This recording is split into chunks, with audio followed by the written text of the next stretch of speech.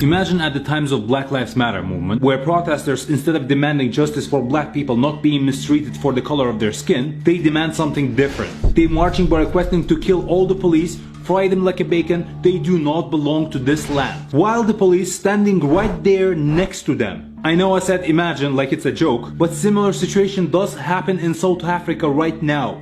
We've not called for the killing of white people, at least for now. I can't guarantee the future.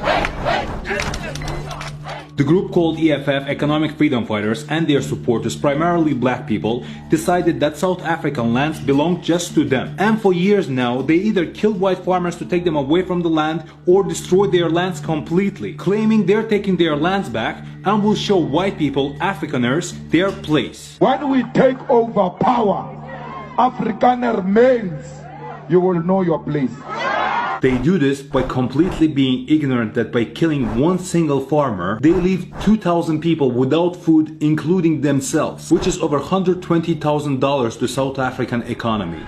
However, what I told you now isn't the dark side yet. Dark side 1, the way EFF and its supporters started taking white farmers away from the land, is coming at their houses at night, brutally killing their men, raping their women in front of children, and they do it every single night, one by one, farm by farm.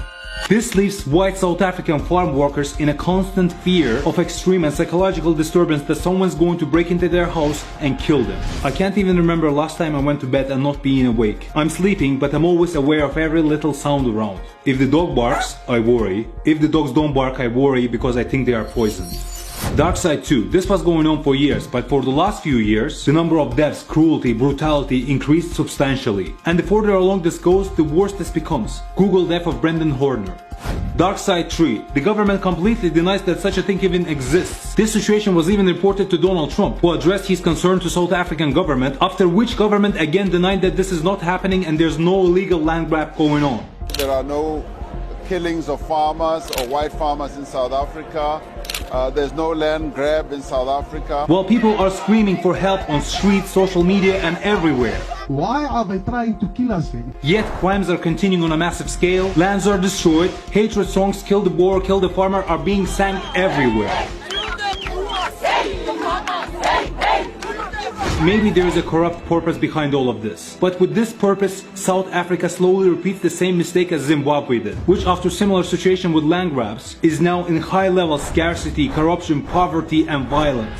See, there's a lot of issues that going on during lockdown all over countries. Wars, rapes, racism, brutal murders. But if we stay in silence, we are part of that violence. So if today this is happening in South Africa, there's no guarantee that weird and dangerous things won't be happening in your country tomorrow. So let's not be ignorant and